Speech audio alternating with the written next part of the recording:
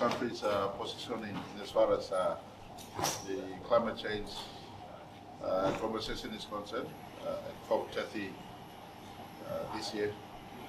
The main meetings happens in the next 2 days, and I will be participating in high-level discussions for and on behalf of our country. All of you know by now our stand that we've taken in global fora. Papua New Guinea is a renowned rainforest nation. We also are renowned in terms of biodiversity, both our oceans and our forest has tremendous biodiversity. Conversation on climate change is totally redundant or not complete without conversations around forest resource management as well as ocean resource management. The world also knows our position very, very clearly. We've been also invited to participate in high-level global discourses on these matters, as most of you also know. For instance, King Charles's invitation of me in a private sessions he's been having in as far as climate change advocacy is concerned. Papua New Guinea's question is very simple. The world has not sat down on fossil fuel use. Rather, the fossil fuel use remains big, especially in the face of global supply chain shortages in transition, what I label as transition energy, the LNG and other clean energy options that has not been quickly utilized yet globally. The world still uses fossil fuels. Coal still remains very much a big use in many of our big carbon emitters. And so our conversation, PNG's contribution to the world's discussions on climate change has been simple. Let's save our forest, as well as in the forest, our biodiversities we have. Let's manage our ocean resource very well. In doing so, the carbon sinks remain very much active, and as we make transition to cleaner energy-based solutions in time. That transition, in my humble view, should take place in the next 20 years or so. If we are to save our planet from the travesty of climate change and the effect of climate change, including sea level rises, change in weather patterns, that has a direct effect on what is emerging as a big global security issue, and that is food insecurity. So in this line of conversations, we have been strong in our advocacy that whilst we all have our own local economic needs in our respective economies, the entire planet must gravitate towards the climate change sensitivities, preserving the earth, including the forest, as well as the ocean resources. Papua New Guinea qualifies to have those advocacies. We are victims of climate change. In our country, two of our island communities, the Modlok and Catharas, were the first to, evidently first to have relocated from the island homes to Bougainville mainland as a result of sea level rise, salination of the arable lands, salination of the waters, so to speak. So in that context, we are amongst the first to have experienced the effect of climate change together with the rest of our small Pacific Island states. And in that context, we talk on mitigations as well as adaptations. In our view, we qualify in both sides, both the mitigation conversations as well as the adaptation conversations. And our adaptation conversations has, we've been strong proponents of not relocation, but rather maintaining lifestyle in the island homes of origin. And so our conversations in that space has been had. We one more time attending COP. And for PNG under my administration, since 2019, I have not attended COPs proper. I've been at the critical side of the COP meetings in the last few COPs, simply at the backdrop that there seemed to be no seriousness in major carbon footprint holders, the G20 economies and others who still use fossil fuel.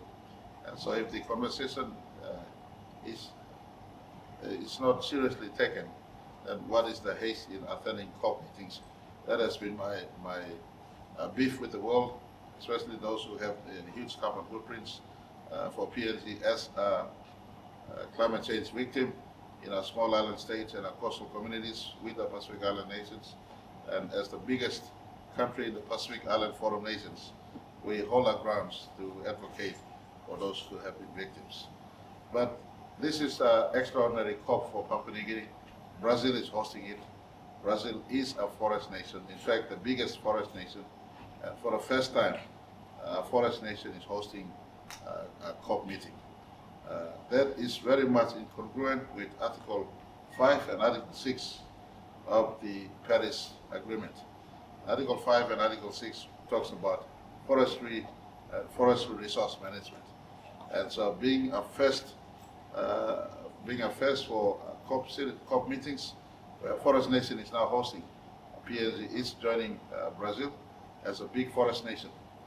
We belong to the 10th parcel of tropical rainforest, third only to the Amazon basins and the Congo basins.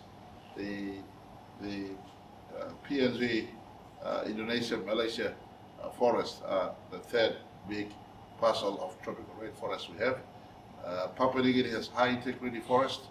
Our forest has, in terms of our forest resource management, has been better than most. We have very, very minimal logging footprints. Much of our land, still 70% of Papua New Guinea's forests remain in its primary stage. That means high volume of carbon sink, a high volume of biodiversity. In that context, we will be joining Brazil to advocate for forest of the world, and for us in the tropical forest belts to ask the world, if you want us to save our forest for the benefit of the entire human family, globally speaking, then someone out there with huge carbon footprint must commensurate their carbon footprints by assisting in conservation dollars. For PNG, compensation dollars must come in to assist landowners who have land rights to those forest areas. Their forest needs to be preserved. We need to find the dollars to assist them preserve the forest for the benefit of not just PNG and the landowners, but more importantly, the global family. This conversation is important. I want to bridge this to oceans management. Papua New Guinea will soon deposit our ratification as soon as we complete the ratification process. Deposit our ratification at the United Nations sometimes early next year to indicate that we will conserve at minimum 30% of our forests, I beg your pardon, our ocean spaces to the conservation efforts. Ocean is equally important. Papua New Guinea also straddles, we're right in fact at the epicenter of the coral triangles, the richest marine biodiversity on planet Earth. And so in that context, we are working. Minister of Fisheries is here this morning. He can confirm, but Papua New Guinea next year will host the Oceans Economic Ministers Forum. It's also to the magnitude of COP meetings. And this is a precursor to 2030, a possibility of Papua New Guinea hosting the Global Oceans Conference, similar to the one hosted at Nice last year. We have put our hands up. France and many of our partner nations has offered support for Papua New Guinea to host Oceans Conference. And so we are poised to host the Global Oceans Conference in 2030. By the way, we're offering our support to Australia to host COP31. And Australia is not just Australia per se. Australia is hosting in the context of Pacific small island states and Pacific island countries. And so Papua New Guinea will also place our full support for Australia to host COP31 next year. And in that process, we will be jointly also setting space, especially around our rainforest conversations. I said earlier, the COP30, I beg your pardon, the Oceans Conference is a big one that is being sequenced for PNG to be a host. That is indication to our country, Papua New Guinea's place in the world in as far as biodiversity conversation, ocean resource management conversation, and forest resource management conversation, absolutely noted by the global community, and our participation in COP30 this year around will be quite prominent in the context of discussion around forestry and forest resource management. I want to also take this press to announce, and our Deputy Prime Minister has successfully led our delegation to APEC at South Korea. It was a good meeting for us. Our presence was evident, and I want to announce to our country that the APEC Secretariat and our APEC family have accepted our bid to host APEC in 2033, and so I'm breaking this news to our country that 2033 Papua New Guinea will host APEC once again in our country. It has been accepted, and so those of you who are coming in early for this press, you can break it to your readers, your hearers, that in 2033 PNG will host APEC once again. So a couple of big things happening. 2030, the Oceans Conference, and 2033, the APEC once again will be hosted here. Not to mention 2028, our NRL team is running on for the first time, and so much of this is shaping up PNG life post our 50th anniversary. The world knows we certainly exist in this part of the world. In the midst of many contests that is happening, PNG's place certainly in the global family of nations is entrenched. Our nation in our identity as a biodiversity hotspot, forestry, forest nation, as well as an ocean nation, is now indelible. The world certainly knows who we are in those contexts.